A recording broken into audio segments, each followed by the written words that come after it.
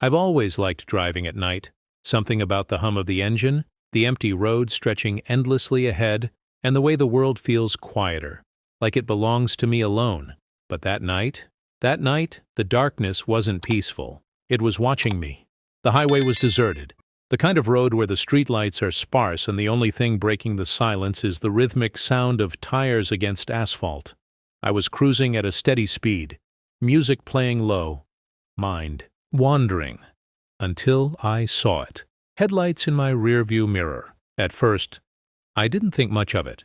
Just another car on the road, right? But then the lights flashed aggressively, bright and urgent. Red and blue strobes. My stomach tightened. Police? Here? On this empty stretch of nowhere? I checked my speed. Perfectly legal. No broken taillights. No reckless driving. So why the sudden interest in me? The SUV behind me accelerated, closing the distance too quickly. That's when the first red flag went up in my mind. Real cops don't tailgate like that before pulling you over. I felt my grip tighten on the steering wheel as I scanned the road. There was no sign of a patrol car ahead, no shoulder wide enough for a safe stop. Just darkness on either side, the occasional flickering road sign, and my gut telling me something was wrong.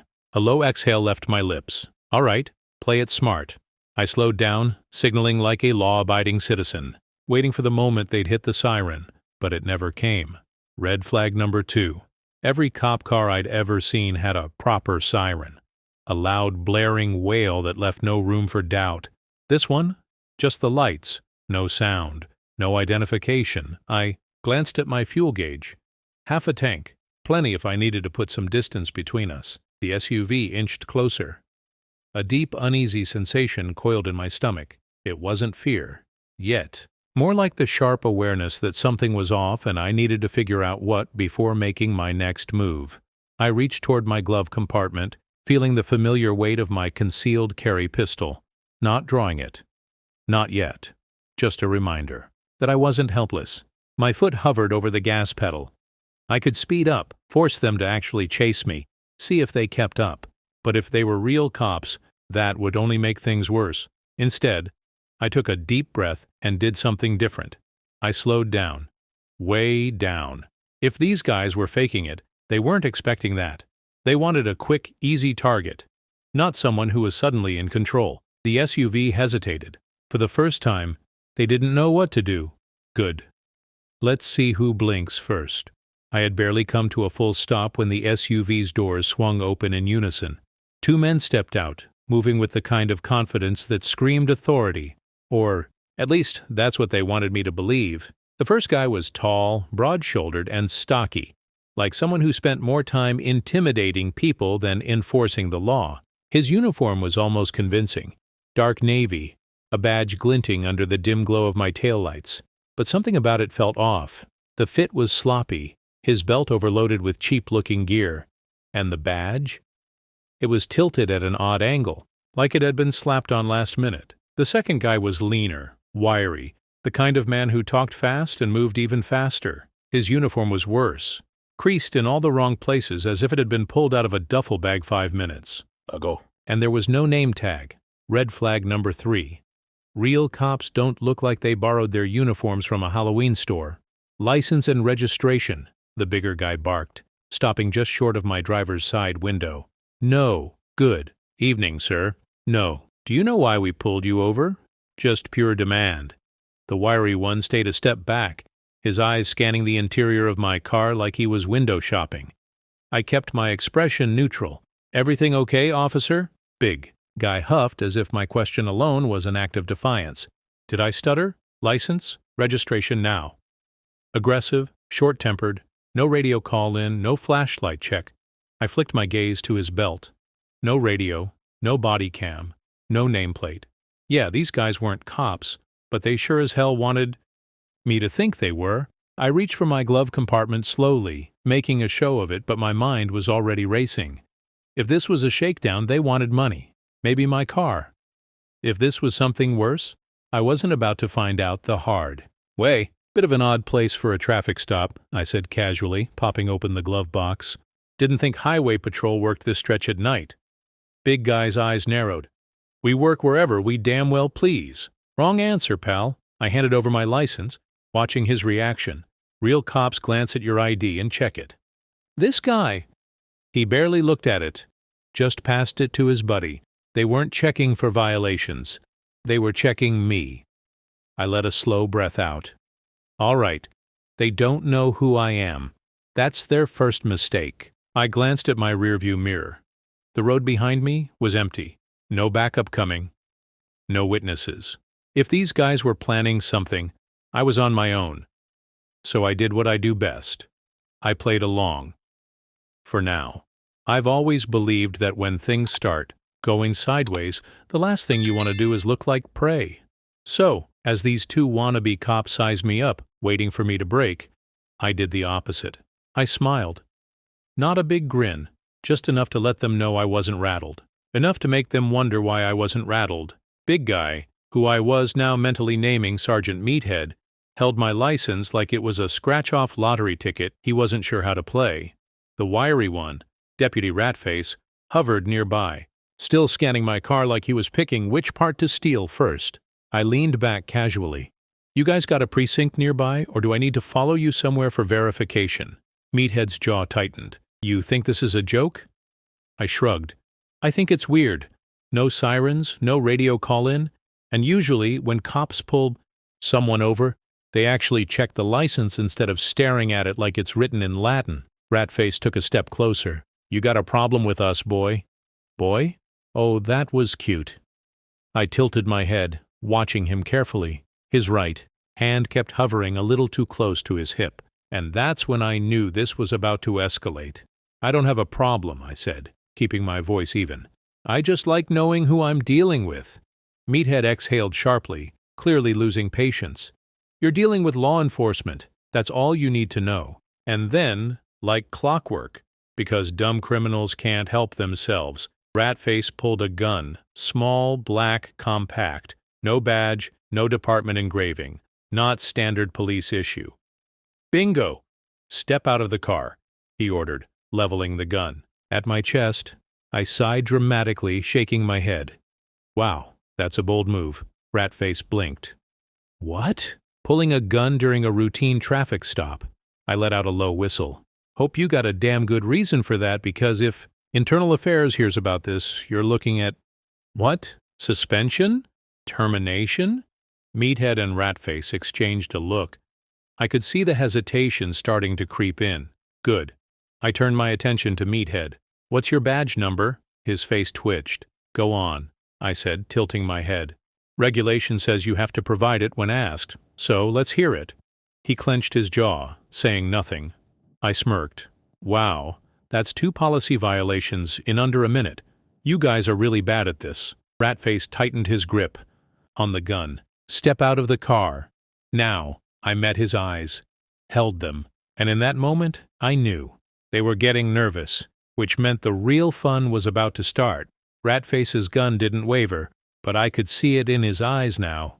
Doubt. That tiny crack in confidence that makes a man wonder if he's still in control. Good. Let it fester.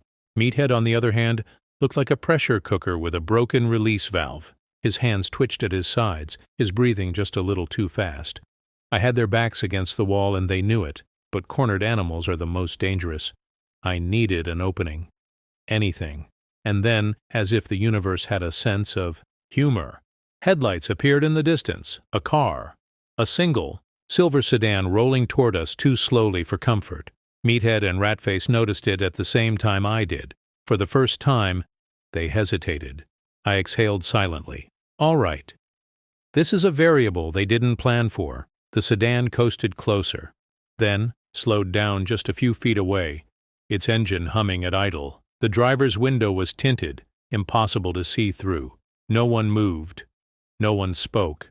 I could feel the shift in the air, the moment where everything could either spiral into chaos or unravel completely. Ratface darted a look at Meathead, silently asking, Do we abort? Do we finish this? Meathead clenched his jaw, indecision flashing across his face, and then the sedan's window rolled down. The driver was a man, late 40s, short-cropped hair, square jaw. He had that calm but calculating look, the kind of face that had seen its fair share of situations like this before. His eyes flicked to me, then to the gun, then to the fake cops. Then, just loud enough for everyone to hear, he said, "That's not standard protocol." Silence. A long, heavy silence. I saw it happen in real time, the way Meathead stiffened like his brain was short-circuiting. The way Ratface gripped his gun tighter, not looser. They were out of their depth. And the new guy? He knew it. Meathead's voice came out forced. "Move along, sir. This is official police business." The man in the sedan didn't move. "That right?" His tone was too casual, too knowing. I narrowed my eyes. There was something about him, his posture, his complete lack of fear.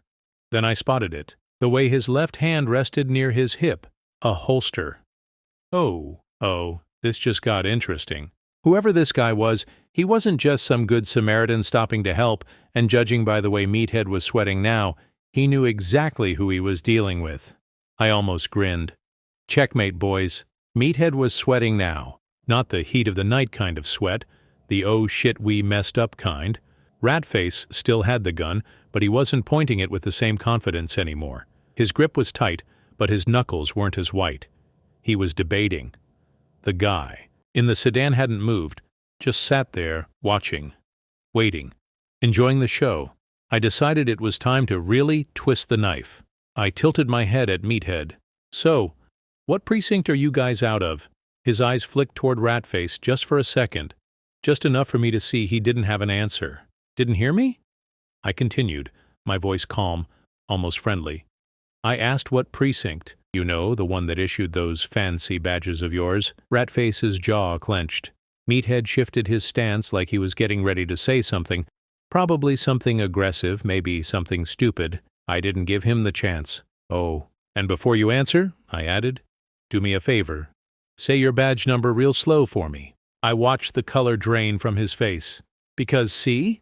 I went on, leaning slightly out of my window. "Any actual cop would have led with that. Hell, you could have lied and made something up, and I wouldn't know. But you froze." Meathead opened his mouth, closed it, opened it again.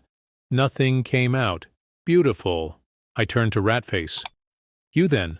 What department? Highway Patrol? County Sheriff?" I gave a mock frown.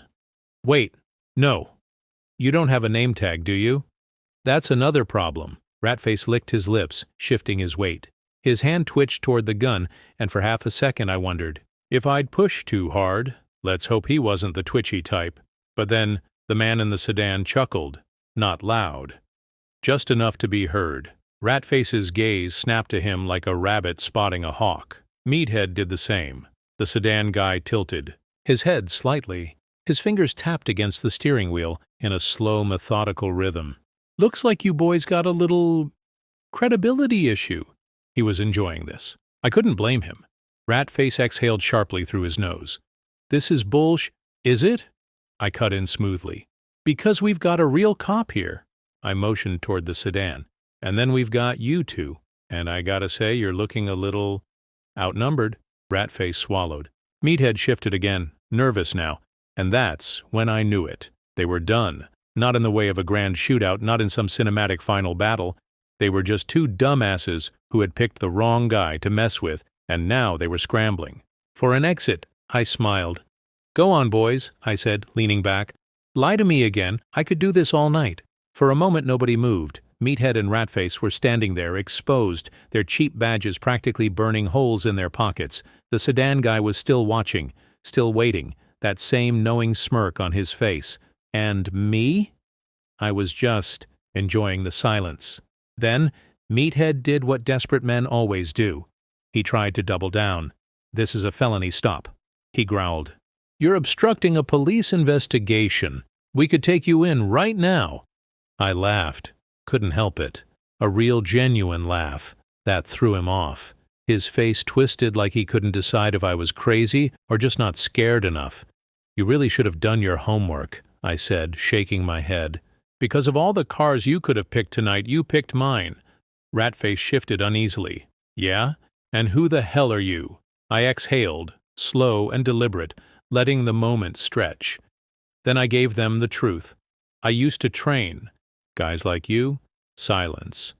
I let the words sink in. Meathead's bravado cracked first. Bullsh!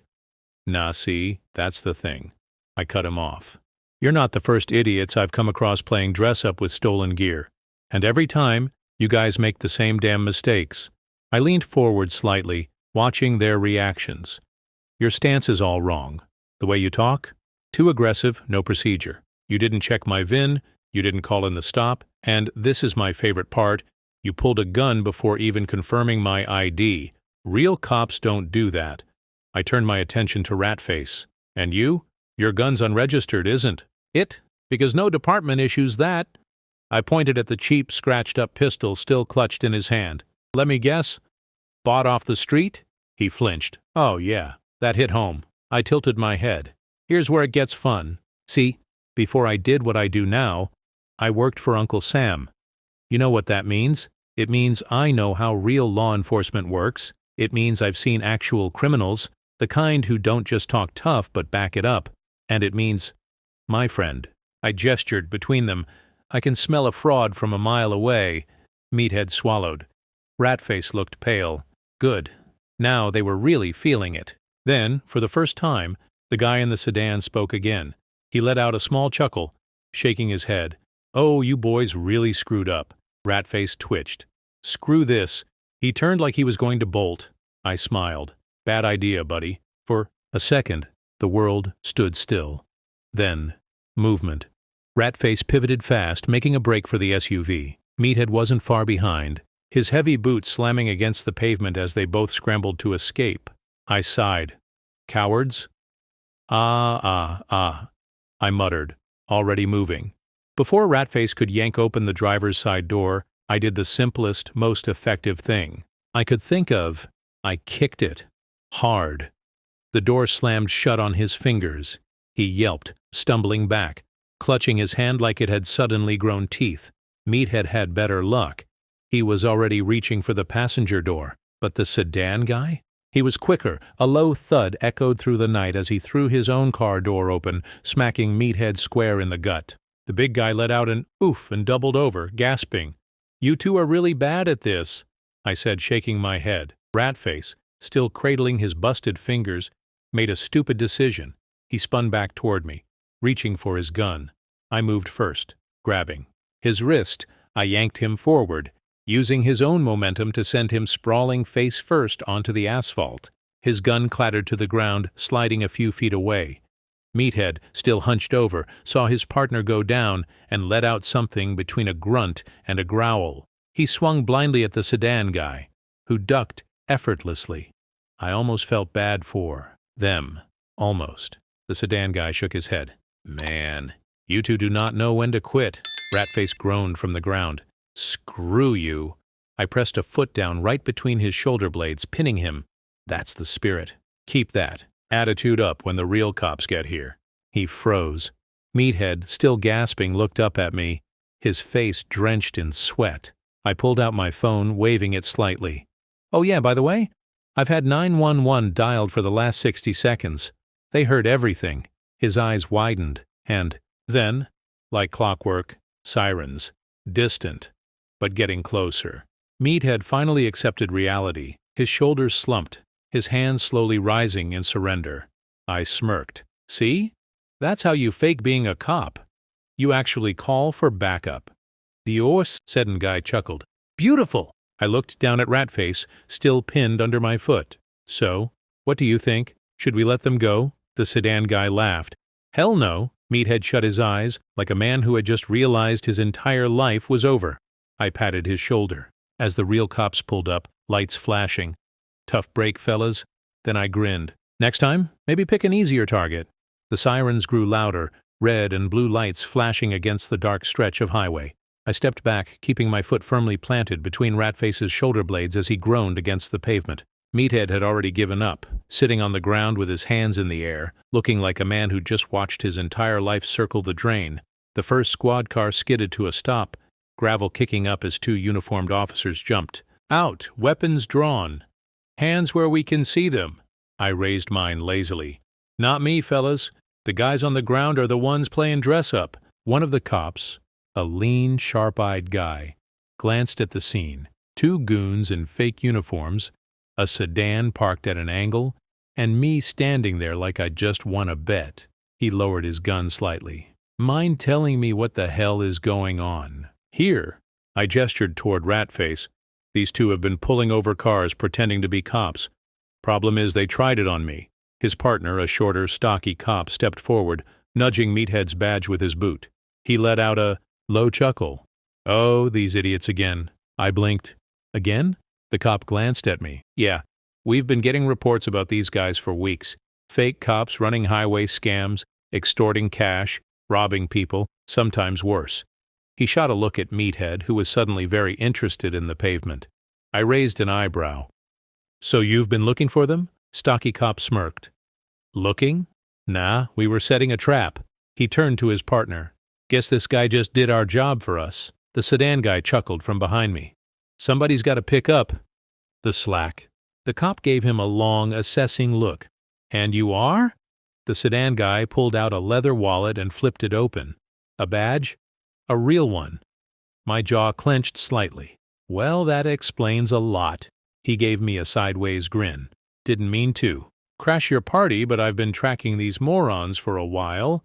I let out a slow breath. So you're saying I just accidentally wrapped up your case? He shrugged. More or less. I exhaled, shaking my head. Huh. Well, you're welcome, I guess.